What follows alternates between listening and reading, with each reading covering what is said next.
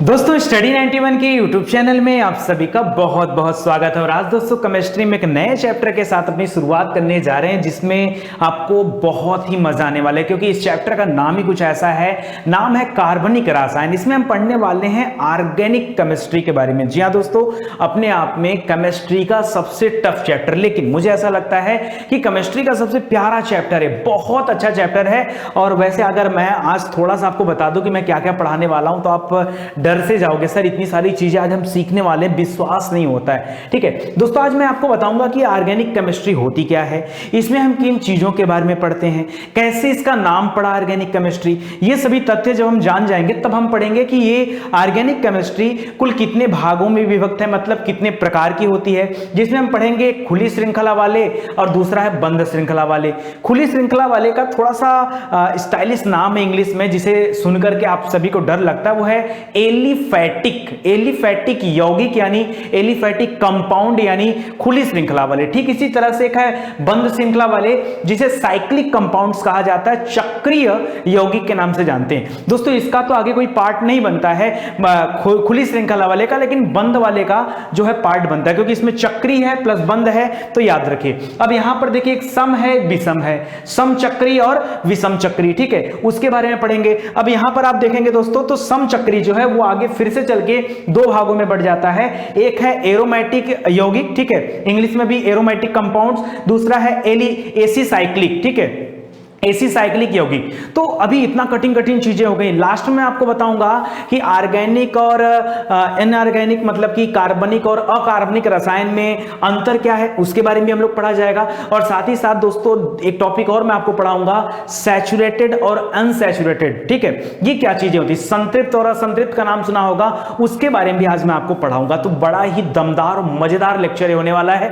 चलिए स्टार्ट करते हैं और देखते हैं कितना मजा आने वाला है। ठीक है, एक बात और याद रखिए, अगर आप सच में पढ़ाई करने के इच्छुक हैं और आप अच्छे विद्यार्थी हैं तो याद रखिए स्टडी 91 का एप्लीकेशन डाउनलोड करना मत भूलिए, क्योंकि यहां पर आपको बहुत सारी चीजें पढ़ने के लिए मिल जाए। दोस्तों विश्वास मानिए 1 लाख क्वेश्चन बैंक यहां पर मैंने रखा है। ठीक है, आप जितनी बेहतर तैयारी करना चाहते हैं कर सकते हैं। यहां पर ब्लॉग मिल जाएगा, प्रीवियस ईयर पेपर मिल जाएगा, मॉक टेस्ट मिल जाएगा, मोस्ट एक्सपेक्टेड क्वेश्चन जो है वो सभी आपको मिल जाएंगे। हर विषय की पूरी तैयारी हो पाएगी, यहां तक कि सब्जेक्ट वाइज वीडियो क्लास और एग्जाम वाइज वीडियो क्लास भी आपको मिल जाएंगे, वो भी पूरी तरह से निःशुल्क, जिसका आपको कोई भी चार्ज पे नहीं करना है। ठीक है, तो याद रखिए स्टडी 91 का एप्लीकेशन जरूर डाउनलोड करें। चलिए स्टार्ट करते हैं कार्बनिक रसायन ऑर्गेनिक केमिस्ट्री के बारे में। बड़ा जबरदस्त तरीके से कहानी शुरू होती है, सुनिएगा ध्यान से। दोस्तों एक छोटी सी कहानी इससे जुड़ा हुआ है। यहां पर आपको दो अलग अलग लोगों का नाम मैं बताऊंगा। एक वैज्ञानिक है वोहलर, और उनसे भी पहले एक वैज्ञानिक हुआ करते थे वर्जीलियस। क्या नाम था? वर्जीलियस। इन्हीं दोनों लोगों के बारे में बताऊंगा और ये टॉपिक आपका समाप्त हो जाएगा। पहले सुनिए, करा कि अंग्रेजी में कार्बनिक जो शब्द है ना, इस कार्बनिक शब्द को वैसे इंग्लिश में हम लोग बोलते हैं ऑर्गेनिक, लेकिन उसका अर्थ क्या निकलता है? उसका अर्थ है जीवधारी। जीवधारी मतलब जो जीव है, जो जीव को धारण किया हुआ है, मतलब ऐसा जीव जो सजीव है, जिसके अंदर आत्मा है। ठीक है, चाहे वो क्या हो जाए, कोई भी जीव जंतु हो जाए या फिर मनुष्य हो जाए। तो कह रहा है कि अंग्रेजी में कार्बनिक का अर्थ ही क्या होता है? जीवधारियों से संबंधित होता है। लिख रहा अतः जीवधारियों से प्राप्त होने वाले पदार्थों को ऑर्गेनिक पदार्थ कहा जाता है। क्या कहते हैं? जो पदार्थ जीवधारियों से मिलता है उसे क्या कहा जाता है? उसे ऑर्गेनिक पदार्थ का नाम दिया जाता है।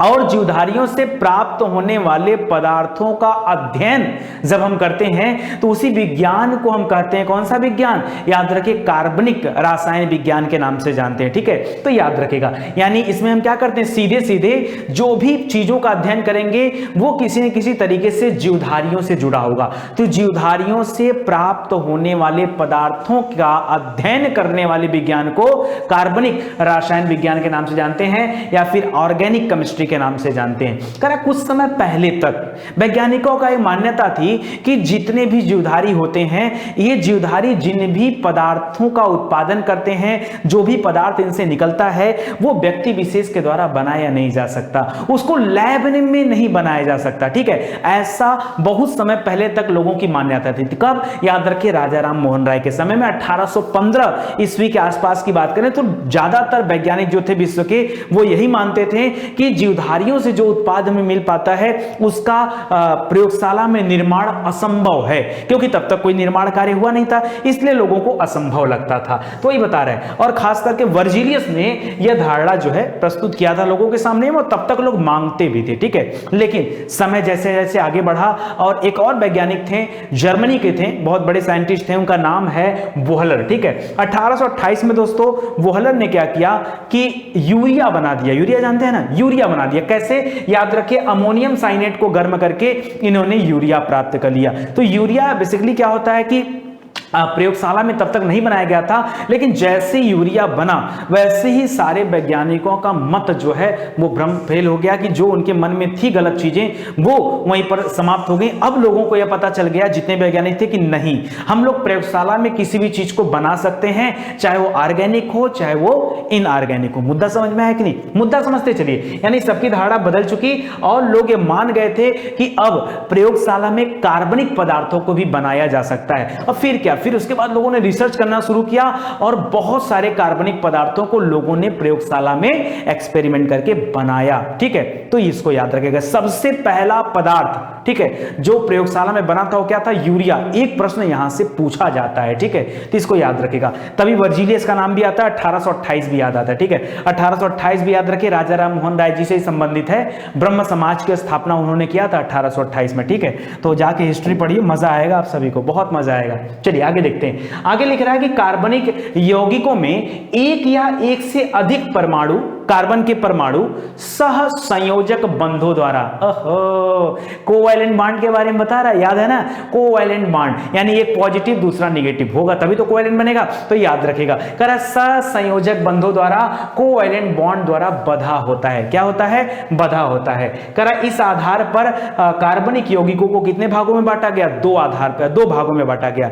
एक खुली श्रृंखला वाले कार्बनिक यौगिक, एक बंद श्रृंखला वाले कार्बनिक यौगिक। हिंदी में तो बड़ा आसान है, ओपन और क्लोज, बस, ठीक है, तो याद रखिए। लेकिन इंग्लिश में थोड़ा सा स्टाइलिश नाम है। एक का नाम है एलिफैटिक। क्या नाम है? जो खुला है वो एलिफैटिक। कैसे याद रखेंगे? याद रखिए, एलिफैटिक को याद रखिए एलिफेंट से। एलिफेंट मतलब हाथी। तो हाथी को देखते होंगे कि ज्यादातर बांध के नहीं रखा जाता, ठीक है। हाथी मनमौजी होती है, चलती रहती है, ठीक है, अपने ही आप में मगन होकर चलती रहती है, उससे कोई फर्क नहीं पड़ता, ठीक है। तो याद रखिए एलिफैटिक मतलब खुला, खुली विचारधारा का, ठीक है। तो याद रखिए खुला। यहां पर दिख रहा है खुली श्रृंखला वाले यौगिक को एलिफैटिक कंपाउंड्स के नाम से जानते हैं। पहले नाम तो याद करना सीखिए, अगर नाम ही नहीं याद रहेगा तो बताएंगे क्या, ठीक है, इसको याद रखिए। दूसरा है बंद श्रृंखला वाले। बंद यानी यहीं से चला और फिर यहीं पे आ गया, फिर यहीं से चला फिर यहीं पे आ गया। ये क्या हो गया? चक्री, यानी जहां से शुरुआत हो रहा है वहीं अंत हो रहा है। भाई अगर आपने यहां से शुरुआत किया तो अंत कहां? फिर यहीं पर अंत है ना।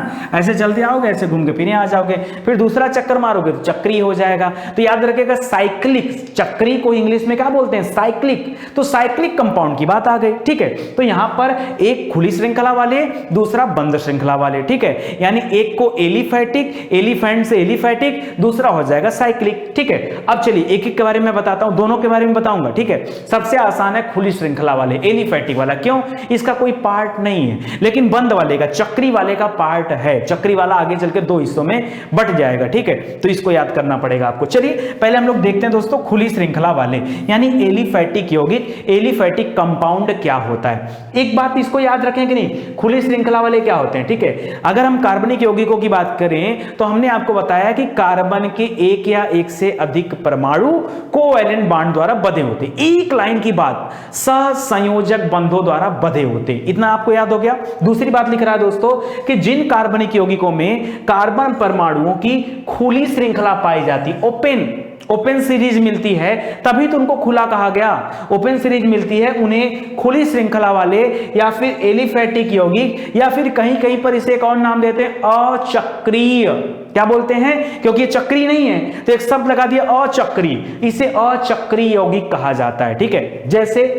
जैसे दोस्तों आपने सुना होगा मेथेन का नाम सुना है ना, ठीक है। मेथेन कैसे होता है? CH4। क्या होता है? CH4। तो इसी, अब देखिए यहां H 4 बार होना है, तो C यहां पर है, एक बार H यहां हो गया, एक बार H यहां हो गया, एक बार H यहां हो गया और एक बार H यहां हो गया। तो इसी चीज को हम लोग कैसे लिखते हैं? C एक बार है तो एक लिखने की जरूरत है नहीं, तो CH4, ठीक है, ये हो जाता है मेथेन, ठीक है। उसी तरह से दोस्तों है प्रोपेन। क्या होता है? प्रोपेन, ठीक है। तो प्रोपेन कितना होता है? देखिए प्रोपेन का भी अपना तरीका तरीका होता है। ये C है, पहले यहां पर देखिए H होता है, फिर यहां पर H होता है, फिर यहां पर H होता है, ठीक है। फिर यहां पे C होता है, फिर यहां पे H होता है, फिर यहां पे H होता है, फिर 3 बार C रहेंगे, ठीक है। फिर यहां पे H होता है, फिर यहां पे H होता है, फिर यहां पे H होता है। अब देखो आप इसके लिए क्या कर सकते हो, देखो ध्यान से समझो।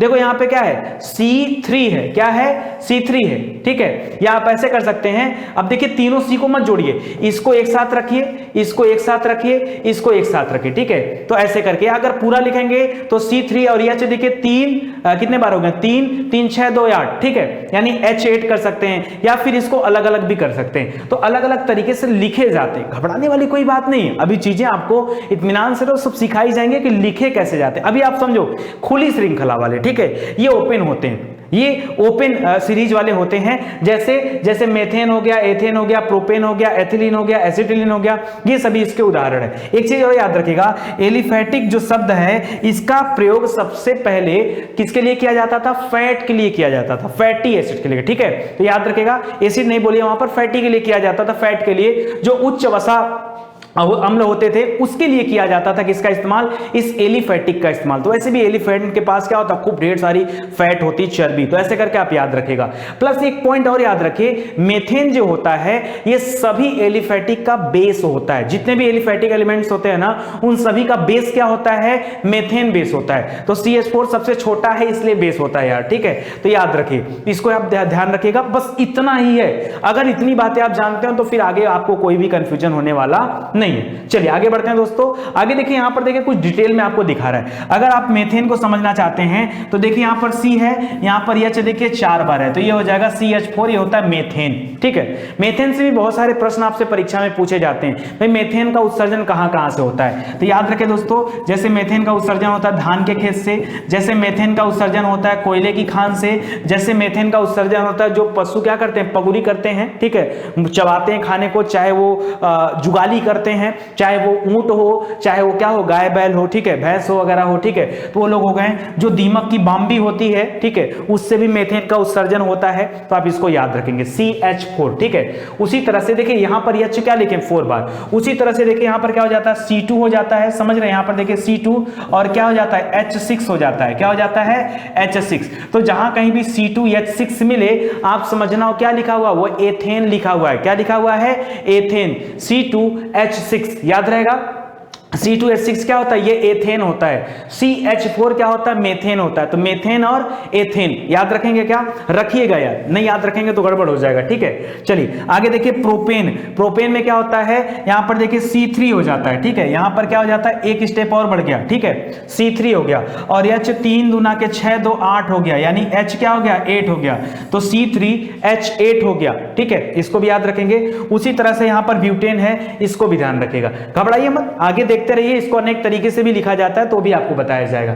चलिए यहां पर देखिए करा बंद श्रृंखला वाले, बंद या बंद श्रृंखला वाले यानी जो क्लोज्ड हैं, यानी जो चक्रीय हैं, ठीक है, साइक्लिक जिसे बोलते हैं, साइक्लिक कंपाउंड। तो सिंपल सी बात है, वहां पर कह रहा था कि जहां कार्बन के अणु होते हैं ओपन में होते हैं, वो ओपन वाले में हो जाते हैं, खुली श्रृंखला वाले में, एलिफैटिक कंपाउंड्स में जहां पर बंद होते हैं वो क्या हो जाते हैं, इसमें आ जाते हैं। लिख रहा है जिन कार्बनिक यौगिकों में कार्बन परमाणुओं की बंद श्रृंखला पाई जाती है, क्लोज सीरीज पाई जाती है, उसे चक्रीय यौगिक कहा जाता है। और ये चक्रीय यौगिक 2 प्रकार का होता है। कितने प्रकार का होता है, 2 प्रकार का होता है, सम और विषम। क्या होता है, सम और विषम, बहुत आसान है। चक्री 2 प्रकार का, एक सम चक्री, एक विषम चक्री। ये अलग बात है कि सम चक्री को कार्बन चक्रीय यौगिक भी कहा जाता है, ठीक है, या सम चक्री को होमोसाइक्लिक कहा जाता है, विषम चक्री को हेट्रोसाइक्लिक कहा जाता है। तो होमो और हेट्रो दोनों याद रखेगा, ठीक है, हेट्रोसाइक्लिक कंपाउंड्स और होमोसाइक्लिक कंपाउंड्स, ठीक है, सम और विषम। चक्री वाले को बांटा हूं मैं, किसको, चक्री, जहां पर बंद श्रृंखला होती है। तो लिख रहा है, देखिए एक एक के बारे में पढ़ते हैं। लिख रहा है सम चक्री वाले में, ठीक है, जो होमोसाइक्लिक है उसके बारे में पढ़िए। कह रहा है ऐसे चक्रीय कार्बनिक यौगिक, ऐसे चक्रीय कार्बन, क्यों चक्री बोल रहा है, क्योंकि ये चक्री का ही पार्ट है ना, तो याद रखिए। कह रहा है ऐसे चक्रीय कार्बनिक यौगिक जिसमें बंद श्रृंखला केवल कार्बन परमाणुओं के संयोग से बनती है। केवल और केवल कार्बन परमाणु के सहयोग से बनती तो सम, और विषम में क्या होता है, अलग अलग चीजें आ जाती है, इससे नाइट्रोजन वगैरह भी उसमें आ जाती हैं, ठीक है। तो याद रखिएगा जब सेम से बनते हैं यानी कार्बन परमाणुओं के संयोग से बनेगी तो क्या हो जाएगा, समचक्री हो जाएगा। और यह समचक्री भी दो भागों में बढ़ जाता है, एक एरोमेटिक होता है, एरोमेटिक, एक एलिसाइक्लिक होता है, एरोमेटिक और एलिसाइक्लिक। और जो शुरुआत में पढ़े थे वो एलिफैटिक था, वो क्या था, एलिफेंट से एलिफैटिक था, वो खुली श्रृंखला वाले थे, ठीक है। और यहां पर क्या दे रहा है, ये एरोमेटिक और क्या दे रहा है, एसी साइक्लिक, ठीक है, एसी साइक्लिक, तो इसको भी याद रखिएगा, एलिसाइक्लिक, ठीक है। चलिए एक एक के बारे में पढ़ लेते हैं। एक बार मैं फिर से आपको याद दिला दूं क्योंकि मुझे पता है कि आपके दिमाग से थोड़े से ओवर होके चीजें जा रही, तो ना जाए, सुनिए ध्यान से। मैंने आपको बताया ऑर्गेनिक केमिस्ट्री दो भागों में बटी होती है, एक खुली श्रृंखला, खुली श्रृंखला को दो तीन नाम से जानते हैं, खुली श्रृंखला ओपन सीरीज, या फिर दूसरा नाम है एलिफैटिक कंपाउंड, ठीक है, यानी एलिफैटिक यौगिक। समझ में आ गया, मेथेन, प्रोपेन, ब्यूटेन, ये सब क्या है, इसके उदाहरण हैं, आप सभी जान गए ना। और इसका बेस क्या होता है, मेथेन इसका बेस होता है। दूसरा हम लोगों ने पढ़ा क्लोज्ड सीरीज, बंद श्रृंखला, या साइक्लिक भी नाम दिया गया, साइक्लिक कंपाउंड, साइक्लिक यौगिक, ठीक है, चक्रीय यौगिक ये कहा गया, ठीक है। तो इसको भी याद रखिएगा। आगे देखा गया दोस्तों, यह भी दो भागों में बट गया, एक सम चक्री हो गया, दूसरा विषम चक्री हो गया। सम चक्री यानी होमोसाइक्लिक, विषम चक्री यानी हेट्रोसाइक्लिक। समझ में आ गया। अब उसके बारे में हम लोग पढ़ने जा रहे हैं, लेकिन आपको पता चला कि विषम वाला सम वाला दो भागों में बढ़ जाता है, विषम वाला नहीं, सम वाला दो भागों में बढ़ जाता है। एक एरो करके है, एरोसाइक्लिक, एरोमेटिक, और दूसरा है एसी साइक्लिक, एसी, ठीक है, सॉरी एसी बार बार निकल रहा है, एलिसाइक्लिक है, ठीक है, एलिसाइक्लिक। तो इसको भी आप ध्यान रखिएगा। चलिए अभी आगे चल के आपको डिटेल में पढ़ाता हूं तो समझ में आ जाएगा। सुनिए, अगर मैं बात करूं एरोमेटिक की, सम वाले का पार्ट है, एरोमेटिक की बात करूं, और सम वाले में बताया कि केवल कार्बन परमाणु के संयोग से बनता है, इसमें कोई अदर पार्टी नहीं आती, केवल कार्बन परमाणु। तो लिख रहा है दोस्तों, कह रहा है ऐसे यौगिक जिनकी बंध श्रृंखला कार्बन के 6 परमाणुओं से बनती है। कितना, एक दो नहीं, कितने, 6 परमाणु होते हैं, इसमें फिक्स होते हैं एरोमेटिक में, ठीक है। तो इसको याद रखिएगा। कैसे याद रखेंगे, मान लीजिए भूल गया तो एरोमेटिक, एयर माने हवा, एरोमेटिक में एक शब्द छिपा है एयर माने हवा, और एयर हमारे 6 तरफ है। आप कहोगे सर 6 तरफ कैसे, अरे यार आगे पीछे, दाएं बाएं, ऊपर नीचे, कितना हो गया, बोलो, आगे पीछे ऊपर नीचे दाएं बाएं 6 हो गया ना।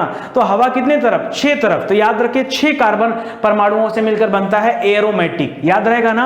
अगर भूल भी गए तो इतना टिक तो आपको याद ही आ जाएगा, ठीक है। तो याद रखेगा, जैसे फिनाल है, जैसे बेंजीन है, जैसे क्लोरोबेंजीन है, जैसे एनिलीन है, ये सभी जो होते हैं इसमें कार्बन के 6 परमाणु पाए जाते हैं। और इनका बेस दोस्तों याद रखेगा बेंजीन होता है। क्या होता है, बेंजीन बेस होता है। मेथेन किसमें बेस होता था, एलिफैटिक वाले में मेथेन बेस होता था, उसको भी याद रखेगा।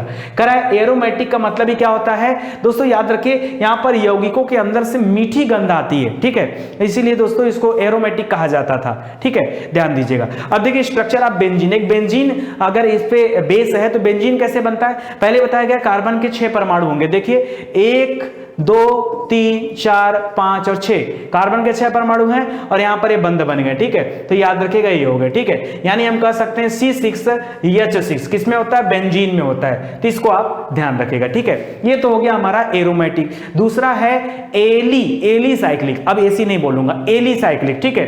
एलिसाइक्लिक में क्या होता है भाई, ये भी पार्ट तो चक्री का ही है, सम वाले का ही पार्ट है। चक्री में भी किसका, होमोसाइक्लिक का पार्ट है। तो होमो में कोई दूसरा तो आएगा नहीं, कार्बन के ही परमाणु रहते हैं, इसमें 6 रहते हैं, और इसमें याद रखेगा केवल इसके जो गुण होते हैं वो एलिफैटिक वाले से मैच करते हैं। सर एलिफैटिक में तो आपने खुली श्रृंखला बताया था, हाँ, तो याद रखिए ये थोड़ा सा कैसे मैच करते हैं, वो एलिफैटिक से मैच करते हैं, इसीलिए इसके आगे एली शब्द लगा हुआ है। तो एलिफैटिक से ही मैच करता हुआ गुण किसका होता है, एलिसाइक्लिक का, साइक्लिक लगा है, ठीक है, पोर्शन चेंज हो गया लेकिन गुण एक जैसे मैच करते हैं। जैसे याद रखेगा साइक्लो ब्यूटेन हो गया, साइक्लो प्रोपेन हो गया, वहां पर ब्यूटेन प्रोपेन था, यहां पे साइक्लो ब्यूटेन प्रोपेन आ गया, ठीक है। तो इसको भी आप याद रखेगा, ठीक है। तो ये समझ में आ गया आपको, ये लास्ट वाला हमने कवर करा दिया आपको। चलिए अब आगे हम लोग पढ़ लेते हैं विषम चक्री। अब इसमें विषम चक्री में क्या होता है, हेट्रोसाइक्लिक कंपाउंड्स में कि इसमें अलग आ जाते हैं, मतलब कार्बन के अतिरिक्त अन्य तत्व भी इसमें समाहित किए जाते हैं और उनके संयोग से भी जो चीजें बनती हैं। तो उसको आप याद रखेगा, ये विषम चक्रीय हो जाते हैं। ठीक है, लिख रहा है फ्यूरेन हो गया, पाइरोल हो गया, पीरिडीन हो गया, थायोफिन हो गया, ये सभी आते हैं। तो इनका चक्र देखिए कुछ इस तरीके से बनता है। ठीक है, ये पीरिडीन का है, करा C5H5N, यन एक अलग आया ना। तो अगर आपको अलग से कहीं भी कुछ दिख रहा है तीसरा एलिमेंट C और H के अलावा, तो आप समझ जाओ क्या है, विषम चक्रीय है। ठीक है, हेट्रोसाइक्लिक है। समझ में आ गया? इतनी चीजें अगर आप याद रखते हो तो मजा आ जाएगा। अगला है संतृप्त, संतृप्त कार्बनिक यौगिक। ठीक है, यानी सैचुरेटेड ऑर्गेनिक कंपाउंड्स। ये क्या होता है, जिन कार्बनिक यौगिकों में कार्बन के परमाणु एक दूसरे से केवल सिंगल बॉन्ड से बंधे होते हैं। याद रखिए, संतृप्त वाले में सिंगल बॉन्ड होता है, जबकि असंतृप्त वाले में डबल या ट्रिपल बॉन्ड होते हैं। बस इतना याद रखिए, सिंगल बॉन्ड है तो संतृप्त है, और डबल या ट्रिपल बॉन्ड है तो असंतृप्त है। और कार्बन परमाणु के बंदी बंधे होते हैं। ठीक है, जैसे जैसे लिख रहा है, देखिए यहां पर मेथेन। अगर मैं मेथेन की बात करूं तो C देखिए H के साथ सिंगल बॉन्ड से बना हुआ है। ठीक है, इसको याद रखिए। उसी तरह से यहां क्या लिख रहा है, याद रखिए, यहां पर एथेन दे रहा है ना, C2H6, C दो बार है और H6 बार है, तो C2H6 जो एथेन होता है ये भी सिंगल बॉन्ड द्वारा बंधा हुआ है। ठीक है, तो इसको याद रखिएगा, सिंगल बॉन्ड आपका आ जाएगा। ठीक है, सिंगल बॉन्ड ही क्यों दोस्तों, क्योंकि हाइड्रोजन जो है नंबर 1 पर आता है, तो अधिकतम एक ही तो दान कर सकता है यार। ठीक है, तो इसको याद रखिएगा, तो वही काम यहां पे कर रहा है। ठीक है, तो यहां पर याद रखिए C2 हो गया और H6 हो गया। ठीक है, आगे देखिए, असंतृप्त की बात करूं तो मैंने कहा पहचानने का तरीका, यहां पर डबल या ट्रिपल बॉन्ड का इस्तेमाल किया जाता है। बस एक लाइन की बात है, असंतृप्त ऑर्गेनिक कंपाउंड्स नजर आ जाएंगे। जैसे अगर एथिलीन की बात करूं, ठीक है, ठीक है, याद रखें, मेथेन एथेन की बात नहीं कर रहा हूं। एथेन तो क्या हो जाता है, वो सैचुरेटेड में आ जाता है, लेकिन एथिलीन की बात करूं, एथिलीन तो याद रखिए क्या हो जाता है, अनसैचुरेटेड हो जाता है। तो याद रखिए यहां डबल बॉन्ड मिलता है कार्बन का, कार्बन के बीच में यहां डबल बॉन्ड होते हैं। ठीक है, तो इसको याद रखिएगा। उसी तरह से ट्रिपल बॉन्ड भी होता है, कहीं कहीं पर HC ट्रिपल बॉन्ड CH लिखा होता है। यार अलग अलग ऐसे लिखा जाता है, H इधर और ट्रिपल बॉन्ड बना के H इधर, तो वही H देखिए दोनों के साथ दिखा रहा है। ठीक है, तो इसको याद रखिएगा, तो ये काफी इंपॉर्टेंट है। ठीक है, इसको ध्यान दीजिएगा। एथिलीन और एसिटिलीन जो होते हैं इसके उदाहरण होते हैं। अब काफी इंपॉर्टेंट पॉइंट से भी आता है कि सर एक बार कार्बनिक और अकार्बनिक में अंतर बता दीजिए। तो बहुत अंतर है, कम से कम 8-10 अंतर मैं आपको बताता हूं, मजे के साथ आप देखते जाइए, एक बार में अंतर आपको याद हो जाएगा। लिख रहा है कार्बनिक यौगिक जो होते हैं प्रायः ज्वलनशील होते हैं, ऑर्गेनिक वाले क्या होते हैं, प्रायः ज्वलनशील होते हैं, जबकि इनऑर्गेनिक वाले जो यौगिक होते हैं ये प्रायः ज्वलनशील नहीं होते हैं। समझ में आ गया? तो याद रखिए, ज्वलनशील कौन से होते हैं, कार्बनिक वाले, और अकार्बनिक वाले ज्वलनशील नहीं होते हैं। ठीक है, दूसरा लिख रहा है, कह रहा कार्बनिक यौगिक जो होते हैं ये विद्युत के कुचालक होते हैं। क्या होते हैं, सुचालक नहीं, क्या होते हैं, कुचालक होते हैं। जब विद्युत के कुचालक है तो लगभग उष्मा के भी मान सकते हो, या आप ऐसे समझो विद्युत के कुचालक हैं, इसका मतलब इसमें आयनीकरण नहीं होता है। आयनीकरण होता तो सुचालक हो जाते हैं ना, क्योंकि इलेक्ट्रॉन जो होता है वो आयनीकृत होता है तभी तो प्रवाहित होती है। ठीक है, तो यहां पर याद रखिए, अकार्बनिक में विद्युत के सुचालक है, मतलब आयनीकृत वाली क्रिया यहां पर होगी, ये भी आप एक मान सकते हो तरीका। तीसरा पॉइंट लिख रहा है कि कार्बनिक यौगिक में होने वाली अभिक्रियाएं मंद होती है, लेकिन मंद के साथ साथ जटिल होती हैं। जितना धीरे उतना कठिन, मंद के साथ साथ जटिल होती हैं। जबकि अगर मैं अकार्बनिक वाले में बात करूं तो वहां तीव्र होती है और सरल होता है, तेज के साथ साथ सरल। तो याद रखें, थोड़ा सा अपोजिट टाइप का दिख रहा है, उसको भी ध्यान दीजिएगा। लिख रहा है कि कार्बनिक यौगिक हमेशा सहसंयोजक बंधों द्वारा बंधे होते हैं। देखा तो हम अभी कोवेलेंट बॉन्ड तो हम पढ़ के आए पीछे से, कि उसी बंध से बंधे होते हैं, जबकि अकार्बनिक जो होते हैं ये विद्युत संयोजक बंधों से बंधे होते हैं। ठीक है, तो इसको याद कर लीजिए। अगला पॉइंट लिख रहा है कि कार्बनिक यौगिकों का जो गलनांक और क्वथनांक है ये बहुत कम होता है। बॉइलिंग पॉइंट और गलनांक और क्वथनांक दोनों कम होता है, लेकिन अकार्बनिक पदार्थों में यहां पर ज्यादा होता है, क्वथनांक और गलनांक दोनों ज्यादा होता है। ठीक है, तो इसको भी आपको याद रखना पड़ेगा। आगे देखिए, दे रहा है कि कार्बनिक यौगिकों में प्रायः विशेष गंध पाई जाती है, क्योंकि वो जुधारियों से के उत्पाद होते हैं, पहले ही बताया गया, तो गंध होती है। लेकिन अकार्बनिक वाले में कोई गंध नहीं होती है, इसलिए इसमें ज्वलनशीलता भी आती है, यहां पे नहीं आता है। लेकिन कार्बनिक यौगिक जल में विलेय होते हैं, जल में अविलेय होते हैं, सॉरी याद रखेगा, अविलेय।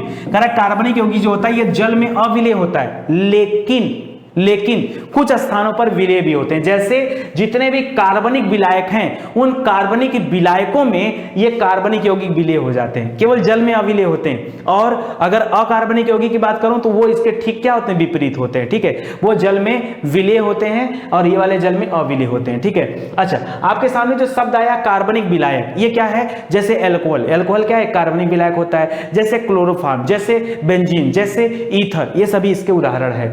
लेकिन कार्बनिक यौगिक आयनीकृत नहीं होता। अरे यार विद्युत का कुचालक है, आयनीकृत नहीं होता है, और अकार्बनिक वाला विद्युत का सुचालक होता है, इसलिए आयनीकृत होता है। तो इसको आप भी याद रखिएगा। ठीक है, तो आज के लिए दोस्तों बस इतना ही। एक बार आप रीड कर लीजिए फिर से। मैंने आपको बताया ऑर्गेनिक केमिस्ट्री के बारे में, दो प्रकार का होता है, खुली श्रृंखला वाले, बंद श्रृंखला वाले।